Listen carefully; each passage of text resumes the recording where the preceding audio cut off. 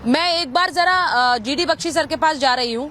Sir जरा ये बताइए, आज क्योंकि रूस और भारत के बीच वार्ता की बात हो रही है, बहुत से लोगों ने ये कहा कि प्रधानमंत्री रूस के पास जाते हैं तो एक संदेश जाएगा जो कि यूक्रेन के खिलाफ होगा। ये चर्चाएं तो पहले से थी, लेकिन उसके बाद एक और चर्चा आज शुरू हुई जब राष्ट्रपति पुतिन के सामने बैठकर उन्होंने एक जंग के खिलाफ संदेश तक दे डाला और उन्होंने कहा कि बम बंदूक गोलों से कुछ नहीं होता है। इस सबके बाद डिप्लोमेसी और बातचीत करनी पड़ेगी। मैं आपसे पूछ रही हूं, भारत का रोल आप कैसे देख रहे हैं और भारत के लिए हासिल क्या देख रहे हैं?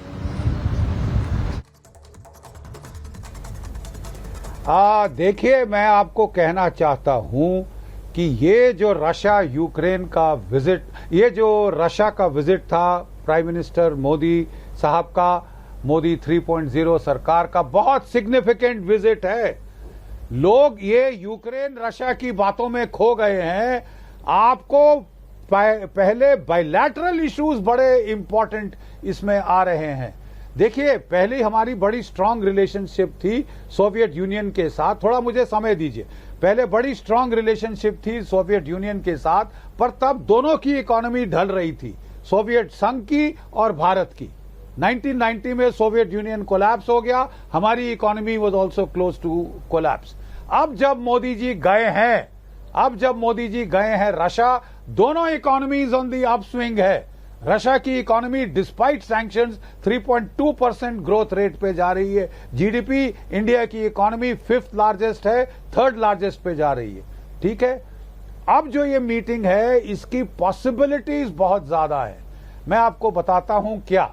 एक तो है, देखिए, आपका जो है एनर्जी सिक्योरिटी, दूसरा नेशनल सिक्योरिटी या डिफेंस, और तीसरा कनेक्टिविटी। और बड़ी क्रिएटिव सॉल्यूशंस आ सकती हैं। हम वेट कर रहे हैं फाइनल कम्युनिके का, लेकिन बड़ी क्रिएटिव सॉल्यूशंस आ सकती हैं जो कि देखिए, हमने रूस को जो सैंक्शंस लगाई थी उसमें भारत ने बहुत सहायता दी, बहुत सहयोग दिया। हमने उनका तेल खरीदना शुरू किया, चीन ने तेल खरीदना शुरू किया और वो सैंक्शंस विफल हो गई रूस की इकोनॉमी को ध्वस्त करने में। ठीक है, अब हम रूबल ट्रेड में आ गए। हम तो एनर्जी खरीद रहे हैं, हमारी लार्जेस्ट एनर्जी सप्लायर अब रशिया हो गया है, लेकिन रशिया हमसे खास नहीं खरीद रहा, उसके पास बहुत सारा रुपीस का भंडार आ गया है। तो एक क्रिएटिव सॉल्यूशन ये थी कि क्या हम जो Su-57 स्टेल्थ फाइटर वो रूस से खरीद सकते हैं? क्या हम S-400 की हमने 3 बैटरीज खरीद ली हैं, 2 और खरीदें और उनका हब बन जाएं रिपेयर का, स्पेयर पार्ट्स का, जैसे और वेस्टर्न हथियारों की F-16 की बात हो रही थी। अगला है आपकी जो वो रोजा एटम कह रहा है कि 6 मेजर न्यूक्लियर प्लांट्स वो भारत में लगाएंगे ताकि हमारी एनर्जी सिक्योरिटी बिल्कुल पुख्ता हो जाए। रशिया और इंडो यूएस न्यूक्लियर डील थी जिसमें एक भी प्लांट नहीं बना, लेकिन अगर रशिया 6 प्लांट बना दे तो साहब काया पलट हो सकती है हमारी एनर्जी सिक्योरिटी के अंदर। हमने लॉजिस्टिक डील साइन की है रूस के साथ, लॉजिस्टिक डील साइन की है रूस के साथ। लोग कह रहे थे इसका क्या फायदा साहब, हमने अमेरिका के साथ साइन की, जापान के साथ, फ्रांस के साथ, रशिया के साथ क्या फायदा?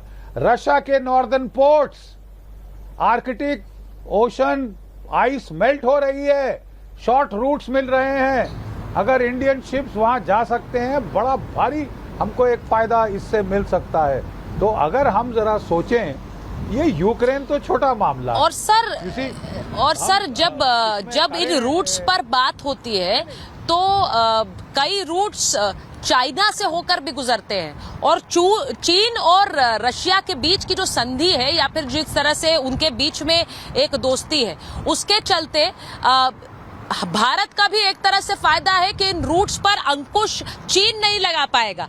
अब ये भी एक राय यहाँ पर जब मैं रूस आई तो लोगों ने दी, मैं उस पर बात करूंगी, लेकिन एक बड़ी खबर बता देती हूँ कि राष्ट्रपति पुतिन से द्विपक्षीय बातचीत के बाद पीएम मोदी ने पोस्ट किया है और उन्होंने लिखा है कि क्रेमलिन से पुतिन के साथ सभी मुद्दों पर विस्तार से चर्चा हुई है। व्यापार, वाणिज्य, सुरक्षा, कृषि, टेक्नोलॉजी और इनोवेशन को लेकर ये चर्चा हुई है। तो बड़ी खबर आपको बता रही हूं, प्रधानमंत्री नरेंद्र मोदी ने ये पोस्ट किया है कि व्यापार, वाणिज्य, सुरक्षा, कृषि, टेक्नोलॉजी और इनोवेशन को लेकर चर्चा और सभी मुद्दों पर विस्तार से चर्चा हुई है। अब ये बड़ी बात है, मैं आपको ये बड़ी बात बता रही हूं कि कैसे प्रधानमंत्री जब कह रहे हैं विस्तार से चर्चा हुई है। अमेरिका में जो एक एडमिनिस्ट्रेशन बैठा हुआ है वहां पर अगर कोई बदलाव होता है, और ऐसे में पुतिन पहले ही इंडिकेट कर चुके हैं कि अगर ट्रंप किसी तरह के मध्यस्थता की बात करे तो हम उसे वेलकम करेंगे।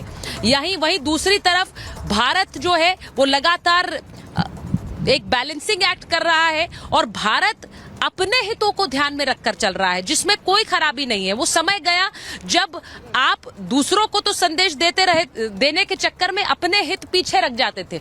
आज भारत अपने हित के बारे में सोचेगा और उसमें उसे किसी तरह का कोई ये एक गिल्ट नहीं होनी चाहिए। मैं इसकी सीधी बात इस पर सीधी बात ऋषि जी से पूछ रही हूँ। ऋषि जी, बहुत से लोग अगर ये कहते हैं कि आप रूस क्यों चले गए क्योंकि रूस यूक्रेन युद्ध चल रहा है, भारत अपने हितों को देख रहा है और अपने हितों के चलते ही वो संदेश भी देते हैं पुतिन को, वो रूस को संदेश भी दे रहे हैं। भारत कभी जंग की बात नहीं करता है, लेकिन उनका अपना हित, देश का हित है। उन्होंने कहा महंगाई पर अंकुश लगा है क्योंकि हम सस्ता तेल खरीद रहे हैं रूस से।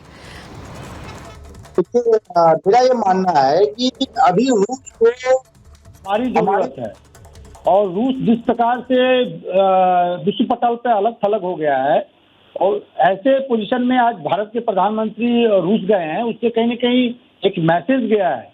आप देखिए, यूरोपियन कंट्री से लेके तमाम अमेरिका, तमाम देशों ने एक तरह से रसिया यूक्रेन युद्ध के कारण उनको दरकिनार कर रखा है। तो ये हमें देखना होगा कि रूस के चक्कर में कहीं हमारे जो अमेरिका और यूरोपियन कंट्री से जो रिलेशन है वो खराब ना हो जाए, इस चीज को देखना होगा। और मेरा सवाल एक भाजपा प्रवक्ता से है कि भाजपा के ही एक नेता हैं सुब्रमण्यम स्वामी, उन्होंने नरेंद्र मोदी जी के रसिया यात्रा पे सवाल उठाया है। उन्होंने कहा है कि एक तरफ हमारे प्रधानमंत्री को जो पुतिन साहब है एयरपोर्ट पर रिसीव करने नहीं जाते हैं, दूसरी तरफ चाइना के जो जिनपिंग साहब हैं उनको रिसीव करने पुतिन साहब खुद एयरपोर्ट पे जा रहे हैं। तो ये कौन सा महत्व हमारे प्रधानमंत्री को मिल रहा है चाइना के काउंटर पार्ट के कंपेरिजन में? तो इसका जवाब बीजेपी को जरूर देना चाहिए। जिस प्रकार से बीजेपी हाय तौबा मचा रही है कि रूस जाने से हमें ये मिल रहा है। दूसरा सवाल उन्होंने ये किया है कि जो 8 साल पहले जो हथियार रसिया ने चाइना को दिया है वो आउटडेटेड हथियार अब हमें दिया जा रहा है। तो ये दो ऐसे सवाल खुद बीजेपी के नेता सुब्रमण्यम स्वामी ने अपने ही प्रधानमंत्री नरेंद्र मोदी पर सवाल उठाया है। तो इसका जवाब बीजेपी को जरूर देना चाहिए। जी।